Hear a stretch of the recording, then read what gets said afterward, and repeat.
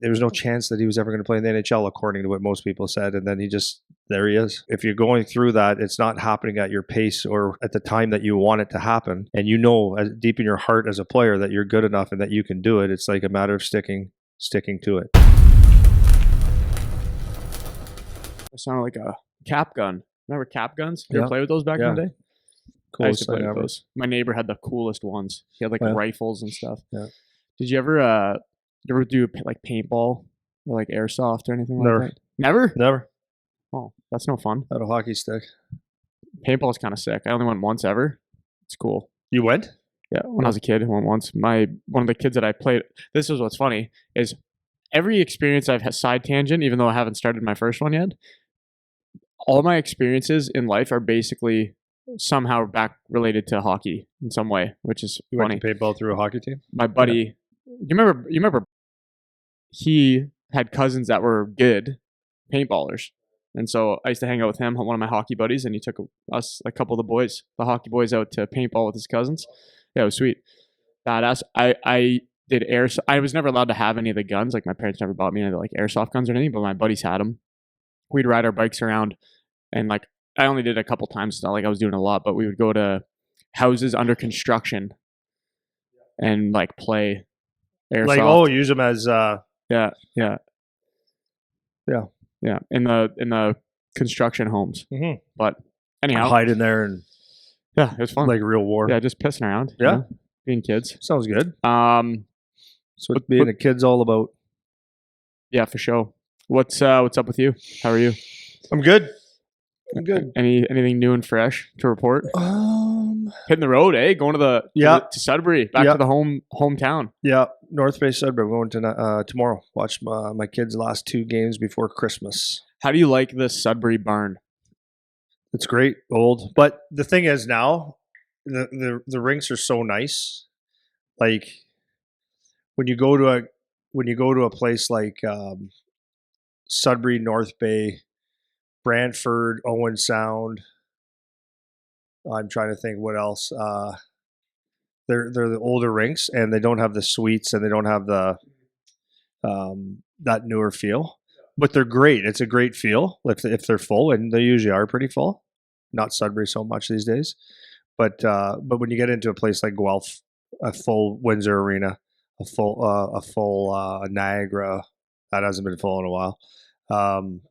Oshawa, they're the best. Like because it's modern, it's nice, it's good. But yeah, Sudbury Rink is old, but they're building a new facility now, right? Are they starting out? I guess Nice. It'll take a couple of years right downtown, across the street from it. Really? Yeah. If you had it your way, would you prefer the rinks to be the newer, modern with all the bells and whistles, or do you prefer like the old style barn? Both. Yeah, just depends. Yeah, because if you go to an old school rink, like the old school rinks without the suites and all that stuff, it's cool. They just can't do as much of the you get the ribbons that go around the rink and stuff like that. That it brings a pretty cool atmosphere, and the sound of it. There's a different energy.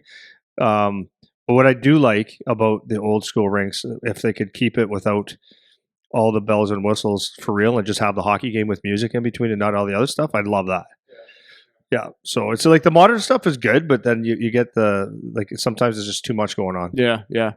I'm definitely plus and minus on that. Last year we went to a game at Union College, Division 1, and they had an old barn. Like it was maybe 2 years ago now. Anyways, old barn, all wood, like it was sweet. So I went to show somebody it the other day, and they got a brand new rink.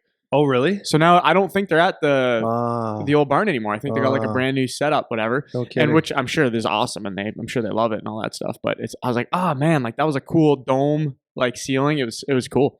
But I think when I went to the last Wings game that I went to with my parents there, it was exactly to your point. It was like it's too much. Like it's not even the game anymore. It's just like football. It's the same thing with like the professional sports. There's just like so much entertainment going on that it's like not as much about the actual hockey game anymore.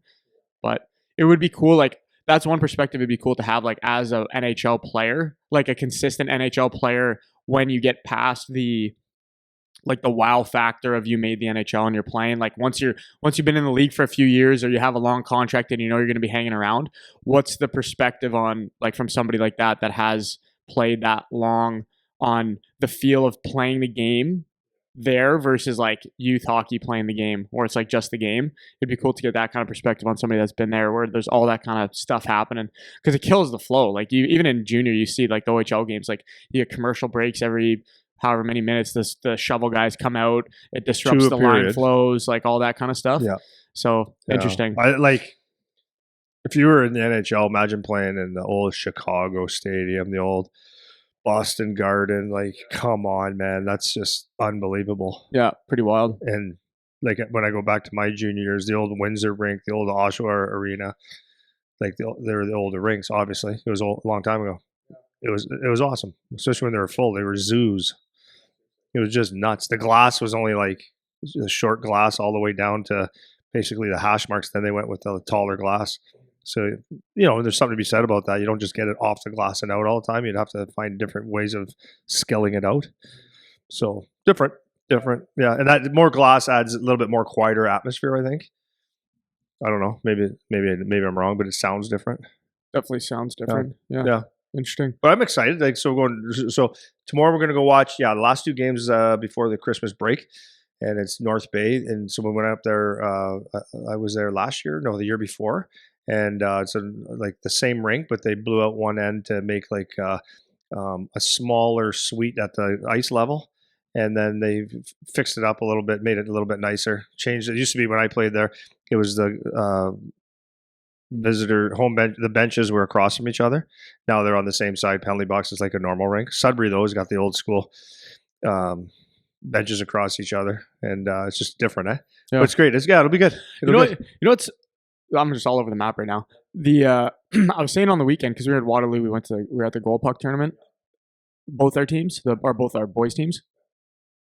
Why do we not standardize the size of the rink in North America? I don't know. Just anywhere. Like if you play hockey, the rink is this size. Like why is it Olympic ice? Then you'll have like a tiny little barn, and then you'll have in Waterloo, every single sheet was Olympic size ice or close to it, like really wide. So it's like the extra space always comes outside of the dots, right? So dots to the boards is freaking massive.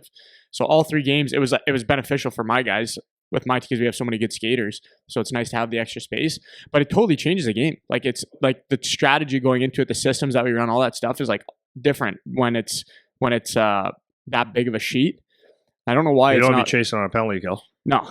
Well, and then like so we got Nikita that came here from Russia, and like it's all Olympic ice over there. So we played like the weekend before when we were at the Silver Stick in wherever we were. I forget where we were now. The tiny little rink, like tiny, And so it's like a totally different feel, totally different type of game for those guys. But so anyways, we're at the goal puck. Our U16s won the tournament, which is sweet, good for them. And then we lost in our last game. We went 3-1 and didn't make it to the playoff round, which was crazy. So we were great too. Like with my guys, we had a great weekend. And then the last game we were like, I got the Instat report back. We had, what was it? It was like 65. We had 65 shot attempts to their 30 something. We had 32 scoring chances to their 12 in the game. And we lost 3-1 with the empty netter, right? Yeah. So heartbreaker game. And we had some, this is actually kind of interesting. So in our game, our last game, and then in the U16's last game, they both had some, like, let's say, I don't want to, controversial reffing, let's say, or like calls that'll piss you off and disrupt the game. So for us, we had a big one. We're up 1-0, and it was like maybe 10 minutes left in the game, and we got hit with a 5-on-3. Whether or not the penalties were or weren't penalties, whatever. One of them ended up being a 4-minute, so they called our guy for a 4-minute, and the other guy with a 2-minute in the same play. So we got 6 penalty minutes in the same sequence. And so we go down 5-on-3. They ended up scoring 2 5-on-3 goals. And then didn't matter how much we were buzzing. Couldn't find one. Couldn't find one. Of those games. Yeah, goalie had a great game, whatever. And we needed to be 4-0 to move on because there was like 10 teams or something on each side, and only the top 2 moved on. So we ended up losing. Finals for the U16s, they had some similar issues like refs with calls and the communication style with the coaches and whatever. And like I'm always on both sides where it's like you don't want to just be bitching about the refs, because I remember like playing, you have many opportunities in the game where you can overcome that. And on the one hand, there's that piece of it. But then on the other hand, like I'm still pissed off. I'm still pissed off about the game. Saturday night game, like must win. How we played before that didn't matter. This was like the most significant game. And the refs, like I know we're still youth hockey or minor hockey, but sometimes like it's hit and miss where it just feels like they don't give a shit about the game really. Like maybe it's their fourth game of the day and they're grinding and want to go home. Like we were talking to a couple of the refs were Windsor guys at the Silver Stick tournament the weekend before, and they came up to us because we knew them personally like before the game, and they were like, "My God, like we're dying. Like it's fourth game of the day. Like just out of juice mentally. They're probably just not in a mood to deal with any shit, or they're kind of maybe checked out a little bit." Think about how much a ref skates in a game, right? Like as a player, you think you're skating hard, and you are, but it's a different type of skating, and then you come off for you're getting at least a 30-second break, probably more like a minute and a half if you got a couple lines, right? And a ref is up and down that ice for the full sheet the whole time. So yeah, you start adding 3-4 games, that's 3-4 hours or 5 hours of skating, cold, grabbing that puck, and yeah. So no, yeah, that's you're looking at it at a different lens right now, eh? And you're looking at it like your brain can only take so much. You can be only sharp for so long, right? Like and you know this now that you're coaching. You look at that, and they're on the ice for if they do 4 or 5 games in a day, man, that's a lot of skating, and their minds can't be sharp like at the end of 1 or 2 games. Right, it's a lot. Well, and it's it's the worst job ever too. Like no offense to anybody that refs, because it's like if you do your job, no one cares. Like if you do a good job, nobody cares, and if you do a bad job, everybody hates you. So it's like one of those things. Or you do a good job according to you, good for you, but then me, you screwed me or something. Yeah, sometimes you're always gonna have people like bitching at you. So Reffing's hard, man. It is, man. It's hard. Reffing's hard. I don't really stick up for them that much, but like you got to give the devil his due. Yeah. Right. Like they that's a hard job, and like you said, you can't win, man.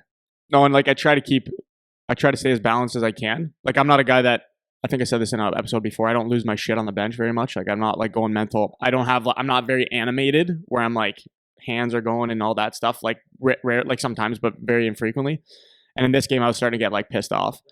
And so it's not about like bashing on the refs or anything, because there's certain things you can control outside of that. Like they scored on the 5-on-3. It was an extended 5-on-3 where like they're definitely likely to score, but we had a couple opportunities to get the puck out and we didn't. Right? They kept for sure. Put it right on their tape and they kept it in. We lose, right? So it's not about like that's why we lost, but the frustrating part is I felt like we deserved to win, and we didn't. The weekend before, we're in Silver Stick. It's like I felt like we deserved to win. Like we were there playing good hockey. Like we deserved to win, and we didn't win. And so like that's 2 tournaments down in a row where it's like we're right there. I feel like we could have had it, and then we let it slip through. And so there's so many like shitty things that because I feel like we deserved it, it sticks with me more. Like as the coach, I'm still not happy about it. And we're Saturday with today's Wednesday, right? I'm still like, and I'm usually pretty good about like letting stuff go, but I feel like the boys got cheated a little bit. Yeah. Well, the thing is like, no, I'm not going to say the refs are the best and just always give them a break, because that's not fair either. Because there's times like when I've coached and played and I watch my son play so much, and when I've been on the bench with our teams here, I'm like, you called that though? And like the one that our U16s had the one penalty, like it wasn't the play hasn't started and nothing happened, and the kid touched the kid with a stick, like just for visual. He when you're taking a face off, he poked. Not even a poke. It was a touch on the guy's skate, and the ref called a penalty. It was a few minutes left in the game, and it didn't matter the outcome of the game. We won anyways. But it's like, what are you calling? Like, why? Like, what does that have to do with anything?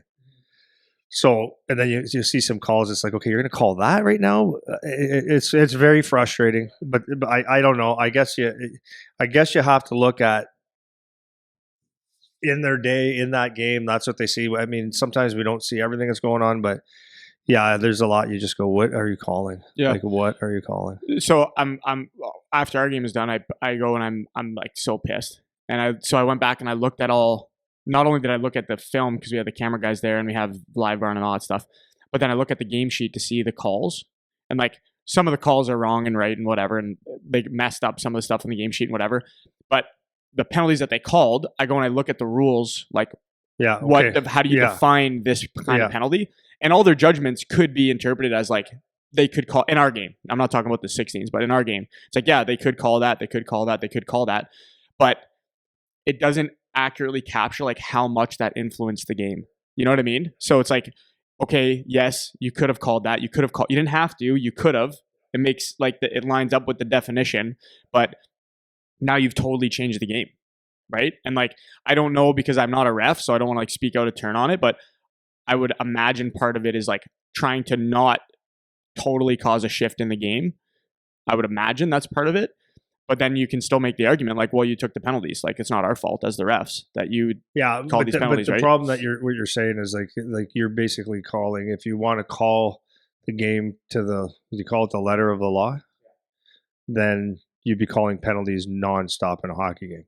So if they're going to go on that route, then there should be penalty after penalty, right? What is a trip? What is a hook? What is a hold? What is a slash? Like interference, like they're all over the ice. So refs choose to.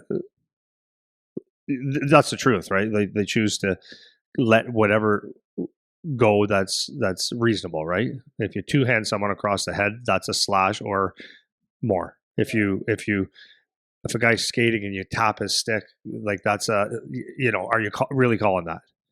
As it's not really a slash, or is it? I don't know, right? Like so, that's the hard thing, and they definitely can change the outcome of a game, a pulse of a game, and that's the part that I don't like. Is sometimes we just don't have a feel for the game, and it's when they come out and obviously anybody that coaches and parents probably see this too, is when a coach is going to ask a simple question or talk like in a reasonable manner, which I know that you do, and that's how I would be too, is reasonable because I don't actually talk to refs. And they just give you the hand up, like I don't talk to you, or there's not another word, and they treat you like I'm the only one that gets to have a say here, like I'm king. That it bothers me, and that's what irritates a coach. So that's the feel for the game where I think a ref would be good to kind of figure out. And I understand you can't, every time a coach wants to talk, you can't sit there and talk to them all day because there's curfews and all that kind of stuff. So I get all that kind of stuff, but like there's got to be a reasonable conversation here and there. And then on the same side is the coach that never stops yelling and is always on the line. Like it's annoying. Yeah, well, and you hear that too. Like that's why, again, trying to be fair both sides. It's like you get the whole game. It's like you hear people yelling from the stands, stuff at the refs and whatever, right? But for me, it's like I think it's more just about the consistency part of it. You just want it to be consistent, where it's like, well, at least for me, that's my opinion. Like I just want it to be like whatever you're going to call it the same the whole time. And like if you feel like that didn't happen, that's where it can be frustrating on the coaching end. And like I don't know the ref side of it. Like I don't know their training. I don't know how they're taught to do the job, like all that stuff. So like I'm totally ignorant on that, which is like where there can be a disconnect for sure. But like one example, we play hybrid icing now a lot, and in one of our games, like it was a clear we beat their guy, but our guy, so like the puck was in like the right side corner. Our guy won the race, but he was on the left side of the ice. Doesn't matter. Which, well, this was why it was controversial because asking a question, because I said to him they waved the icing off, and I was just like, how's that not icing? Our guy's first, because I think it's race to the dots. Right? That's what you're always told. It's like whoever wins the race to the dots, whatever, right? And then they clarified it's like, yeah, it's whoever wins the race to the dots, provided they would get the puck first. So it's like our guy won the race to the dots, but he was not near the puck. Their guy was close to the puck, so he wins the race, and then it waves it off, right? So you have those conversations, and it can help clarify. But to your point, when there's not that back and forth, then it can get frustrating. Yeah. So nonetheless, because we don't know all the rules. I don't know all the rules of hockey. No, I get that all the time. Like, what do they call? What is it? I don't know. I tell that to my wife. People that sit with me go, I don't know. I'm not a ref. Right. I actually don't know. So the one that I was starting to lose my shit on, the 5-on-3, I was wrong because they call the 4-minute, which that was another issue that pissed me off. Yeah. But they call the 4-minute, and then they give us another 2-minute in the same sequence. So everybody goes in the box at the same time. So they score on the first. They score on the first part of the power play, and the 4-minute, whatever it was, if they scored with 3 minutes left in that 4-minute power play, the 3-minute drops down to 2. So I stay 5-on-3. Whereas I would have thought my 2-minute guy comes out, and now I'm 5-on-4. Like, why would I stay 5-on-3? So I was like giving it to the ref a little bit. I'm like, that makes no sense. Like, how could I have to stay 5-on-3 right now? And then I went and looked at it, and sure enough, they're right.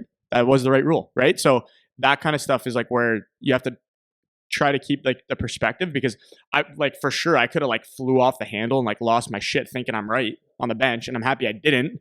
Even though I felt like I was right, I was wrong, man. Like, Yeah, you don't know. I don't know half the rules. Yeah, so Like, it's I guess it's like part of my point is you can be frustrated by the refs and all that stuff, but you want to try to keep the perspective of like maybe you don't actually know all the rules, right? Because you probably don't as the coach, and it's really easy to just yell and scream and get super emotional.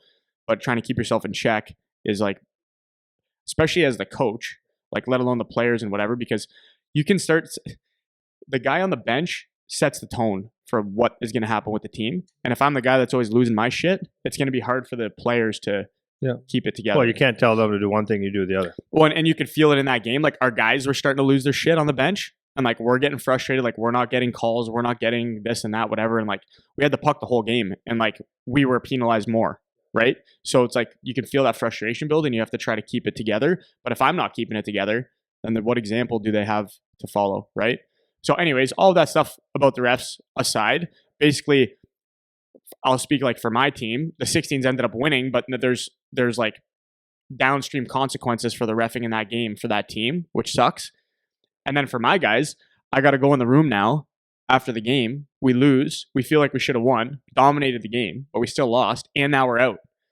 So now I'm thinking, I get off the bench and I'm just like, okay, like what do I say? Right? Like, what do I go in and say to these guys in the room? It's like, you didn't play bad. Like, I'm not mad. You guys dominated the game. We didn't score, but like, we didn't play bad. You want to blame the refs, whatever, like, fine. But at the end of the day, we didn't execute well enough. You got one goal and they got two. And that was kind of like my message going into the room after, is just like, this is why execution is so important. Like, this is why execution is so important. And you're like, you were the one that gave me this specific example that I use all the time now, and I look for it on the ice. Like, say you're on a power play and you got a guy that's in a good time or in a good spot to one time a puck, and you pass the puck to him and it's in front of him, or it's too far behind, and he has to adjust and the shot's gone. Yeah. So like, and then everybody says shoot. Yes, exactly. He can't. He's got to.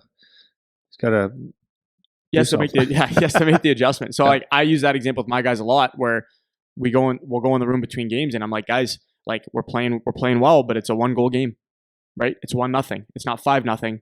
And like these little things that you can execute on to get us more of a lead or to capitalize a little bit more. This is where it's important now, right? And that was kind of my thing after the game, is I just said to them, like, yeah, we played great. Yeah, you guys played great, but we're going home. And the reason we're going home is because we scored 1 goal. We didn't score 2, 3, 4, 5 goals that we could have scored. And that's why, being able to execute is important. And that's why, like, I'm on one here. This is why we talk about development versus winning. Like, the outcome matters, man. The outcome matters. It's not just about the development part. It's about the winning part. The players want to go to Sunday. The families want to play on Sunday. I want to play on Sunday. Like, that is what everybody wants. And so it's not just about development, because we go into the room after and everyone's devastated. It's like, why? Why is everyone devastated? Because they want to win, man. They want to move on, So that was kind of my message going in. And it made me go back to the balance of like some of the stuff I know you want to talk about today, is just like, what is the lesson? Like, what can we learn out of this? Because now that's, I guess, 2 weekends in a row, basically, where like the Silver Stick tournament, we lost in overtime off a fumbled puck that turned into a breakaway for the other team where they scored. And then this weekend feels like we got another little bit of a shit sandwich, not getting through. So like, I guess that's branching into some of your stuff about like the mentality on how to handle those situations. And maybe I'll like just to hand it off to you from there. Like, what do you think about, being in those situations, whether it's the refs, whether it's the, stuff you can't control, like all of that. And like, what are the kind of the teaching moments out of that stuff? Yeah.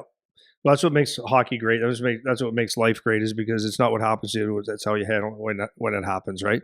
And it's a true thing. And I wanted to bring this because it was something that I did my leadership class on last week. The week before last week. No, it was last week. I did the leadership on this because I thought it was important and appropriate at the time. So go into this. This will be very helpful for anyone that really cares. But our boys used it. Rich said the boys used it on the bench and in practice immediately. So I'm like, oh, that's really good. He goes, yeah, it was really good stuff. So how I started this was with the kids is here's the bottom line. Okay, let's just paint a picture here that you have a hockey team and it's youth hockey, pro hockey, doesn't really matter. But when you come into youth hockey, you have what happens is you have as you said, is it development or winning? Okay, you have kids that are gonna think that they're on the first line or on the power play or this, that, the other thing. And whether it's, I'm not talking about anything right or anything wrong right now. I'm just saying it is what happens. Everyone's going to play on a team where they were, they thought they were better than what they were. And then you have a coach that plays to win and you don't get the ice time. And everyone's going to play on the team where you're a really good player that you want more ice time. But the coach plays fairly. And everybody plays on a line that you don't like your line mates, and the parents look at and the kids say, well, our coach sucks, and all these different things. There's all these different elements of hockey that happen in a year. And when things don't go your way, a lot of times the first thing is quitting or finding a way out, or in the OHL or NHL, it's trade me, because the grass is always greener on the other side. You see the point I'm getting at? Like, there's a lot of things that come up on a daily basis where it could be a negative connotation or a negative.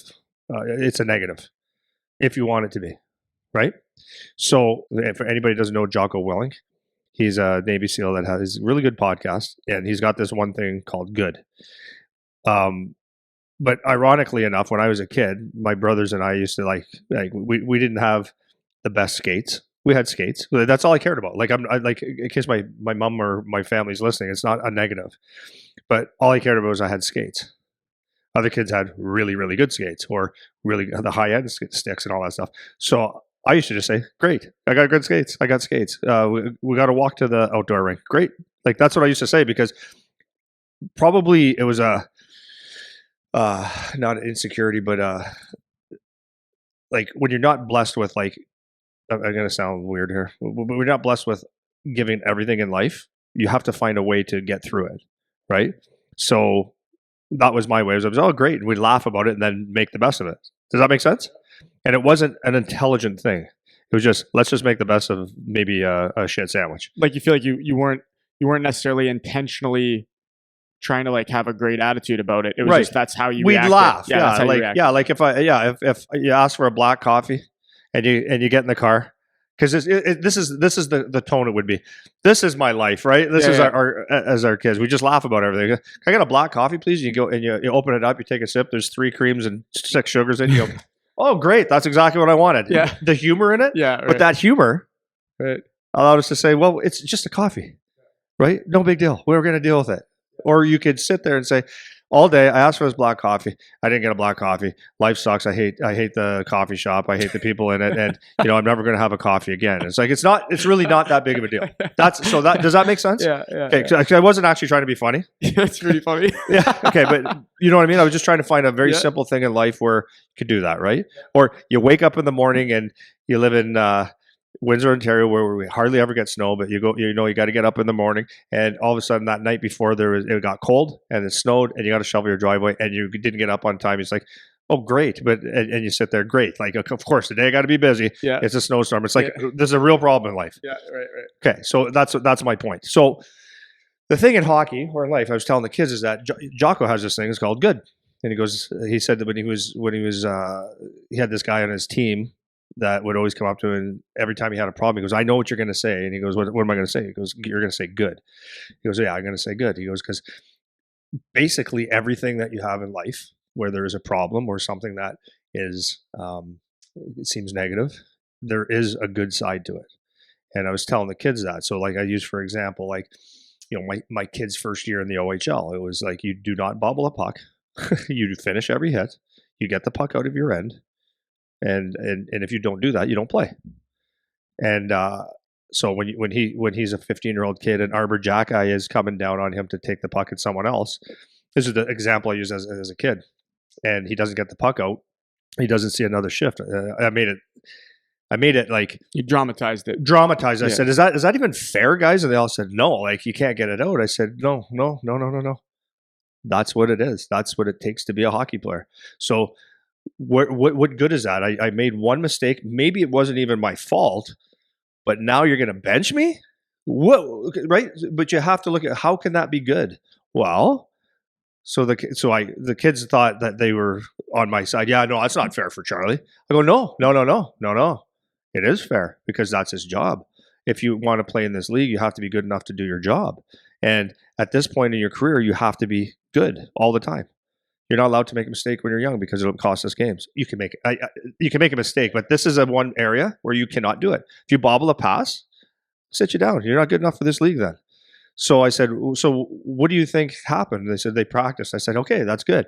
So the good side of that is that if he made that mistake, now you're under pressure. You got the big old Arbor Jack guy coming down the right wall and all that kind of stuff, going to take your head off.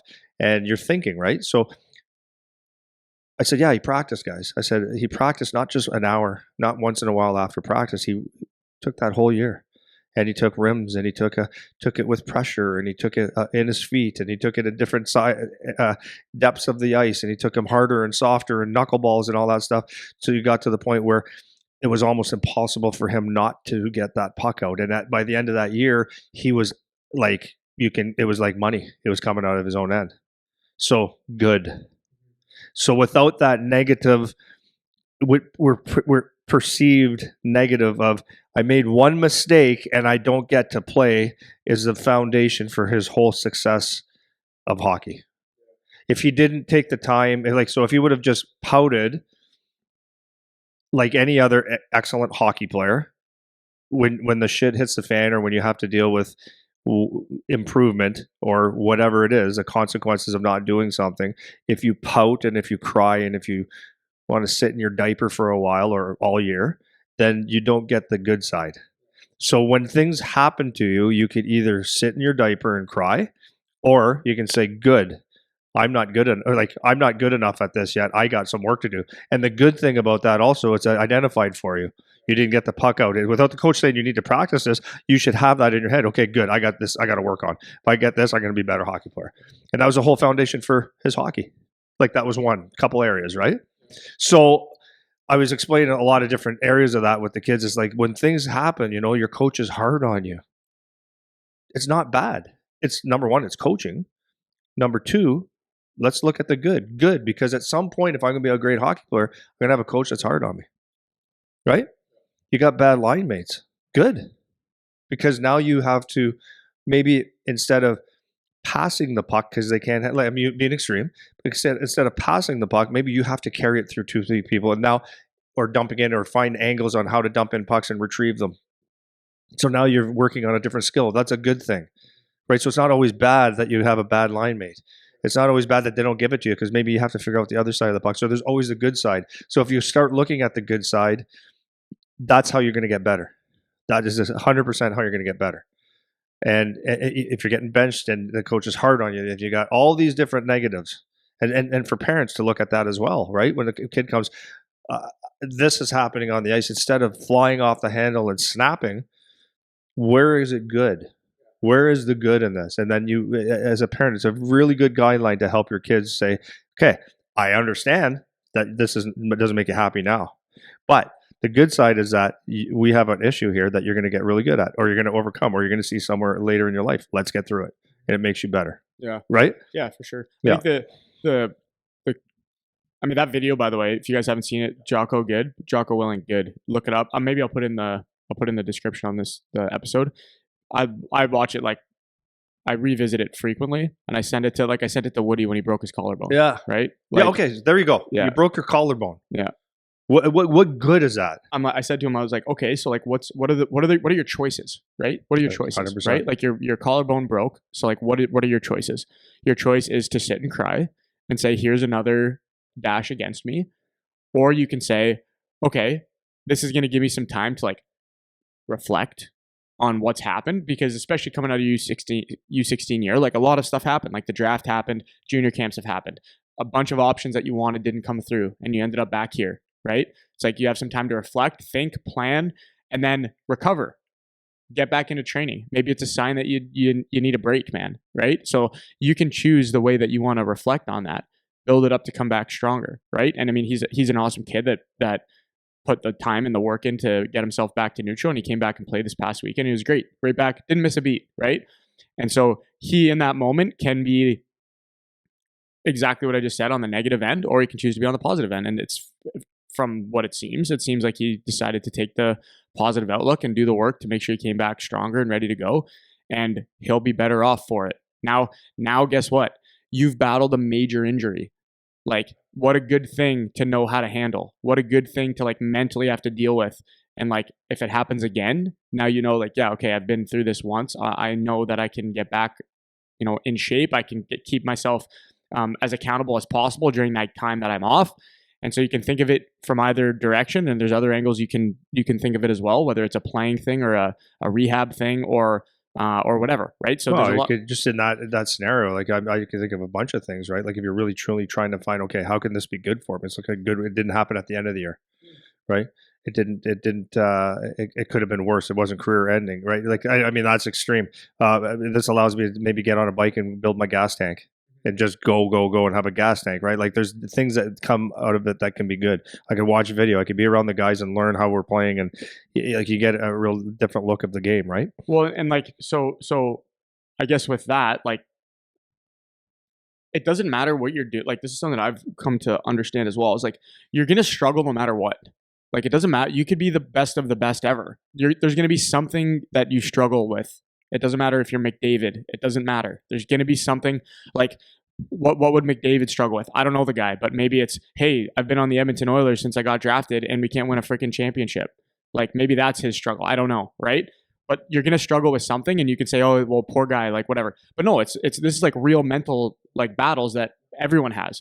So you can either voluntarily choose the way you want to struggle, or you can let it come to you, and you just have to take it like it's a negative all the time, right?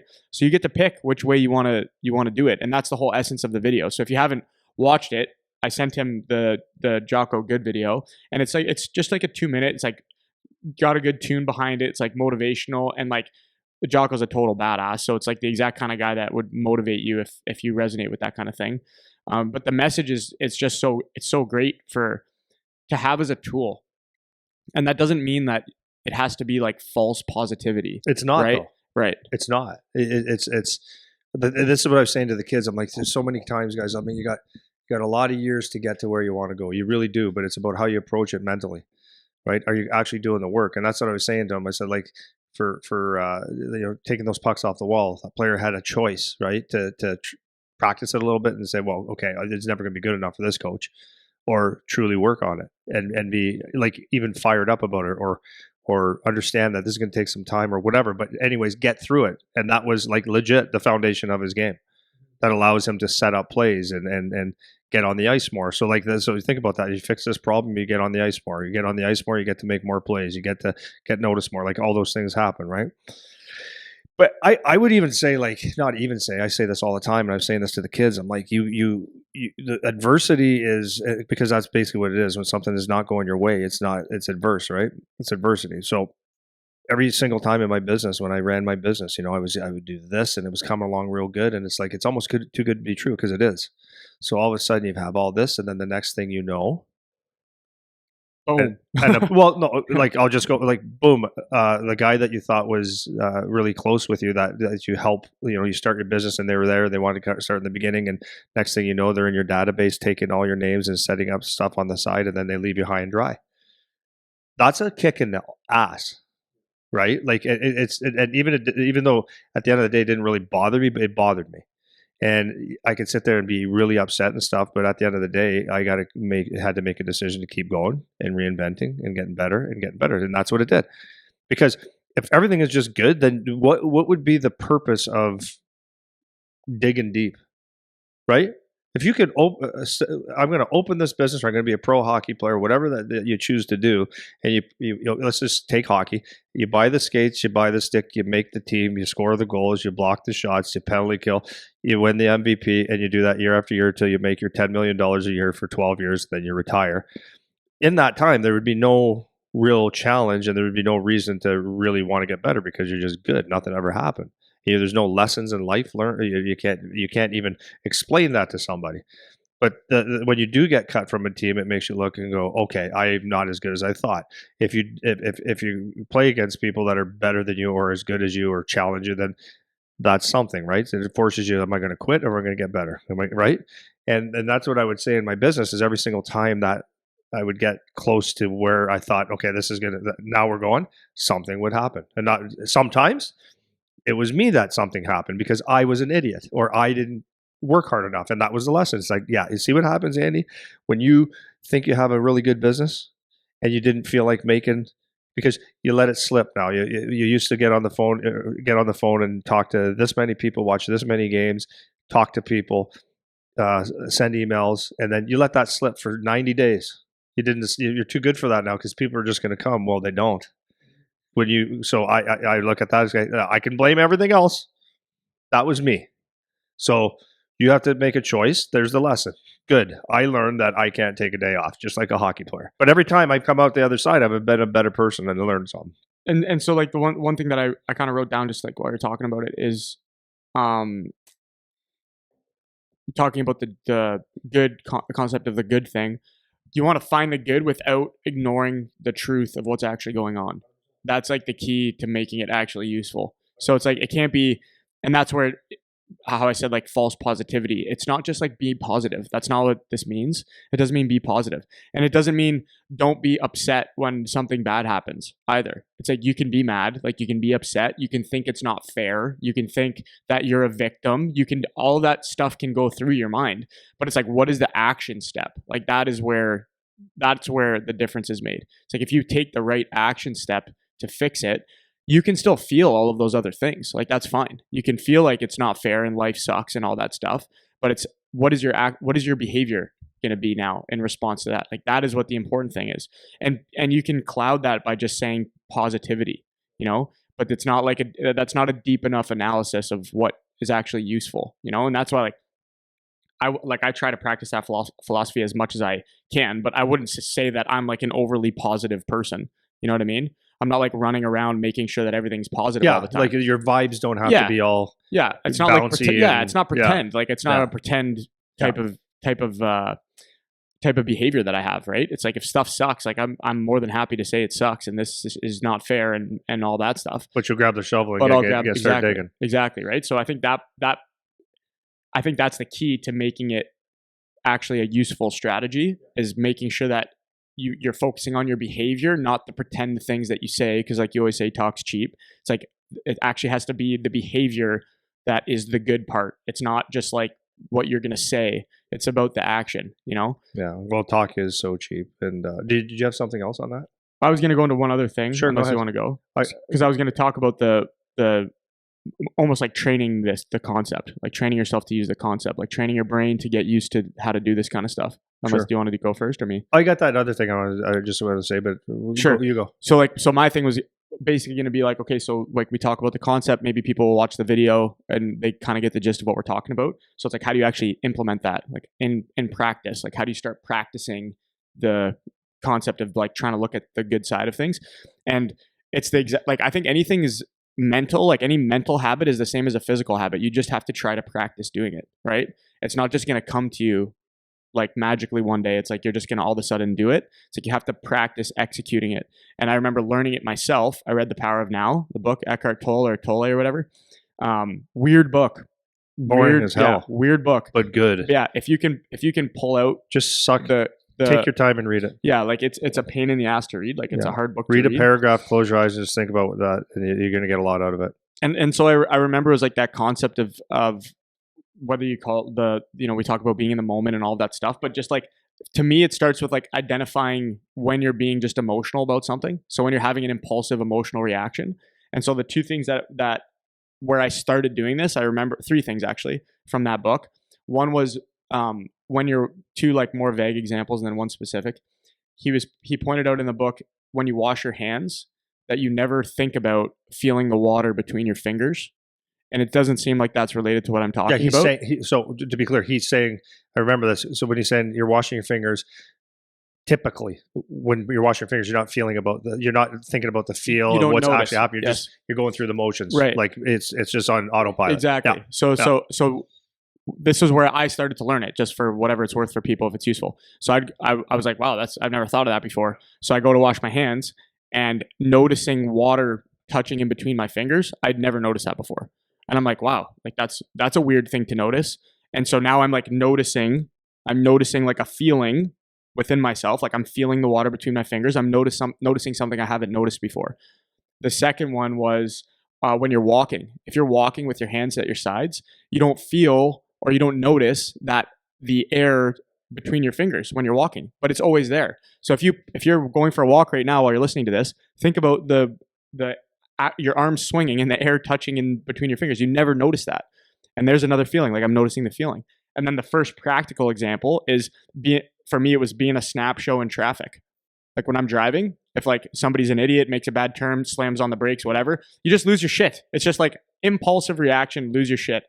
And that was where I started practicing having mental control over how I'm reacting to things, was not snapping when I'm driving. And like to this day, like very rarely am I going to like something affects me so quickly that I actually snap, but I'll still feel the emotion. It's not that I don't feel pissed off or I don't feel angry or I don't want to tell the guy where he can go. I still feel it all, but I just notice that I feel it and then I leave it alone. It's not healthy for you. Yeah. Like I don't act on it. And that's where the disconnect happens. So you can practice that strategy with any of these examples, any hockey example, injury, school, like whatever. You'll start to notice the feeling and you don't have to act on the feeling. And that's the key thing for me. Does that make sense? No, 100%. So, Okay. and just to be clear, because someone will say, well, should I pay attention to washing my hands in there? That wasn't the point. No, I'm being honest. Some people say, okay, I'm going to try that. What the hell are you talking about, man? The point is that we react or we just do things on autopilot all the time, right? And that we're not aware of all the, we don't, like, for example, let's just take that washing your hands in a different venue and we were having a conversation like this. So to the same extent is that we don't, because we're on autopilot so much, we will be talking but not really listening or not feeling any of the emotion or not really caring. We're just trying to get our words out and we're not really in that moment of enjoying something or recognizing what we're doing, and we'll grab the phone. Yeah. Oh, hey, and you interrupt with this and that. So like the point of washing your hands and feeling the water is just realizing for the first time that there's actually different feelings, or this is kind of neat. You recognize something is going on. Something is going on. So like you take that to other levels, so that when you're experiencing in traffic and you actually say, yeah, I snap, like it really shouldn't affect me that much, right? Like it really shouldn't, and it's putting me in a bad state and a bad emotions, and and now I'm pissed off for like an hour or whatever, and it's just not healthy for you. So, and I still snap, and I that was the first thing I tried to do too, is realize, I just snap at everything, but no, you're aware now. You're aware, and that's important. And then now you start seeing, okay, the power of now. It's like that just happened, like legit half a second ago or whatever, but it's over. You can't let it bother you the rest of your day. Just like the coach is hard on me yesterday, I can't let that sit with me for a week. Right? The coach said something that wasn't perfect for me. It's like, relax. Yeah. Right? And like by no means is it an easy thing. Like I was Saturday night, man, I'm telling you, game's over. I'm internally, I am losing my shit, but I'm not going to allow that to leak out and result in irrational behavior. Like I'm not going to allow that to happen. So I can still feel it. I can feel all the emotions. I can feel it, but it's just process it in a way that's as productive as it could be, so that you're not just making a bad situation worse or extending it out longer than it needs to be extended out. Right now, as I'm thinking about that game Saturday night, I'm pissed. Like inside, I can feel the feeling of like, we got cheated. I'm pissed off. We should have been the ones that were making it to the playoff round and all that stuff. Like I feel all those feelings, but it's not going to affect the action. It's not going to affect my next move or my next behavior. It's just like that's another Jocko thing. He just says like your feelings don't get a vote.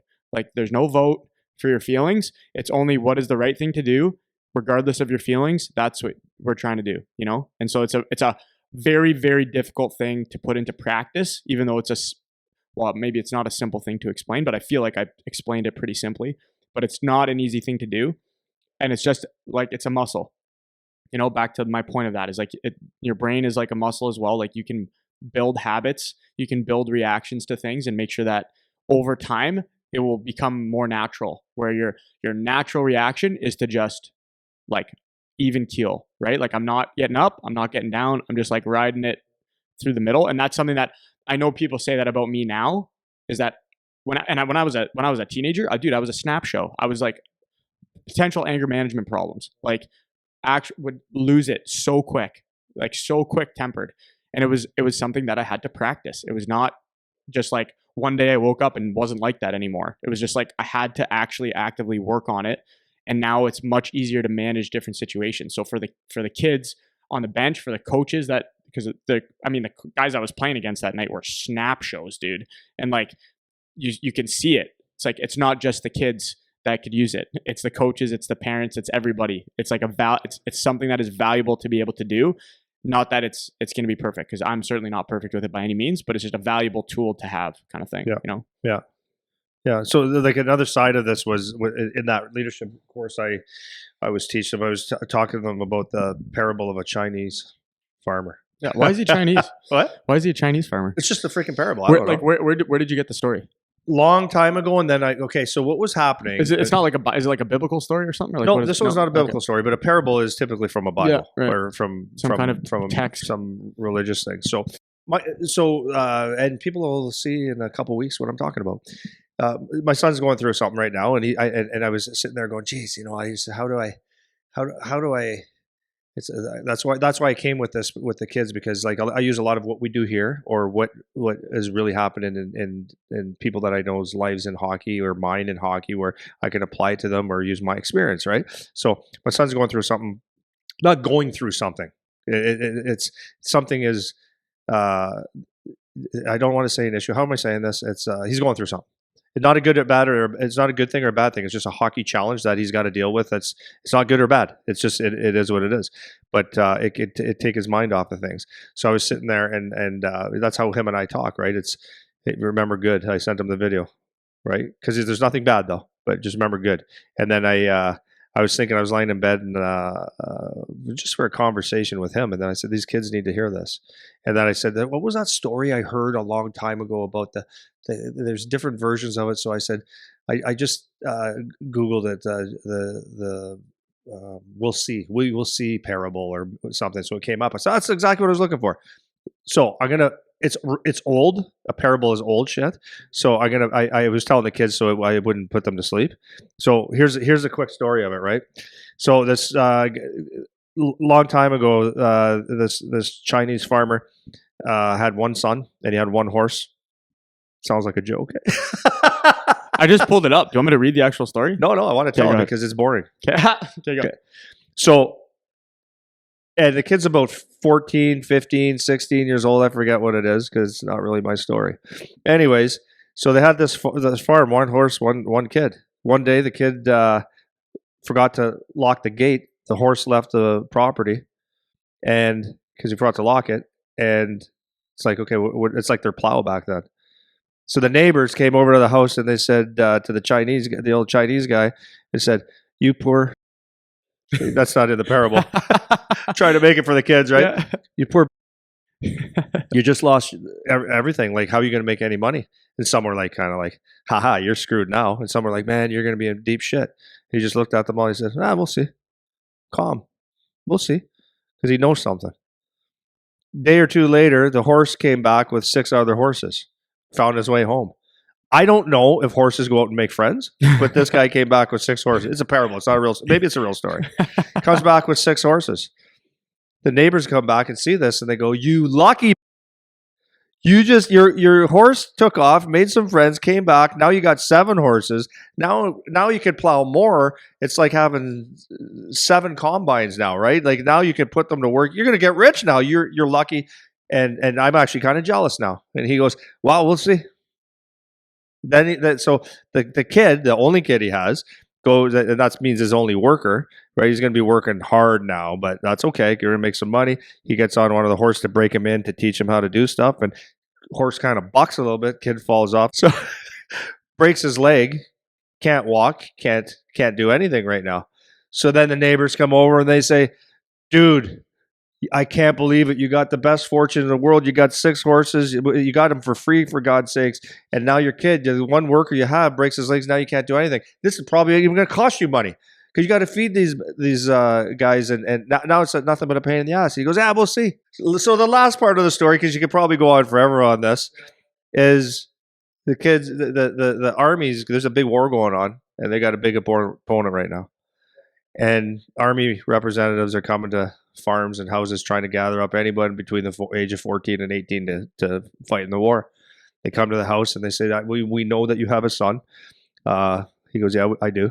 Bring him out because we gotta rally up the troops here, fella." So so he goes, "Yeah." So he goes, "I don't know what Simon, get out here." So he comes out and he's hobbling out with a broken leg and he can't walk. And they said, "Well, you're no good to us. You got a broken leg. You're not going to the army." So all the neighbors come back and said, "Oh my God, you got lucky there. Well, like your kid could have got killed, blah, blah, blah, blah, blah." And he said, "Well, we'll see." And the point to that, obviously, I don't know if I need to explain it, but it's the truth, right? It's true because it actually true. You got drafted in the first round to this team. That's unreal. Well, it's good, but we'll see. You got this coach, this line mate, this, that, the other thing, all this good, all this bad. We'll see. You got to go play it out.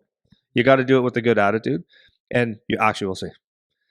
You can't, because, and that's the problem with a lot of guys that ask for trade and looking for the grass to be greener on the other side. It might not be the grass is greener on the other side. It might not be. It might be the exact opposite of what you need. Getting ice time your first year. Like, go back to that, what my first story was saying about Charlie. Don't make a mistake or else you don't play. What if that first year he went on the ice and the coach said, "Okay, just try to get that out and just give him a chance, give him that extra shift, give him the extra thing." And then at first we'd be sitting there, "Well, at least the coach, that's awesome," right? That's awesome. The coach is giving me opportunity. He lets me make a mistake. And maybe that would have been the best thing. But in this case, it was, you better fix this or else you don't get to play. And it set the foundation for his hockey. And I think that way was the right way, long term. So we will see, right? We will see. And you could be blessed with a bunch of fortune. You could be not blessed. Cursed. Yeah, but that's what I was saying. Yeah, that's actually, I was looking for the word. Cursed with what you perceive to be all negatives. But it's not what happens to you, it's how you handle it. And not everything's going to be good. Not everything's going to be bad. It's your attitude going in, and it's going to either be good or it's going to be, we'll see. You just keep going. You actually just keep going.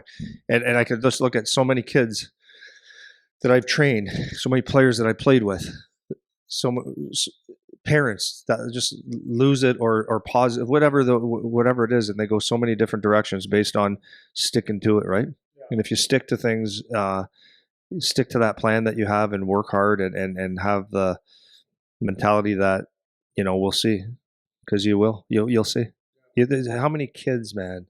Oh, here's a good story. I said this to the boys and the girls the other day. I said, for example, use a story of Braden Bowman, Arbor Jack guy, his brother, right? I'll do them three of them kind of quick. Braden went to Calgary, he went to San Jose, he went to Vancouver, he went to maybe somewhere else. He went to three or four different NHL camps.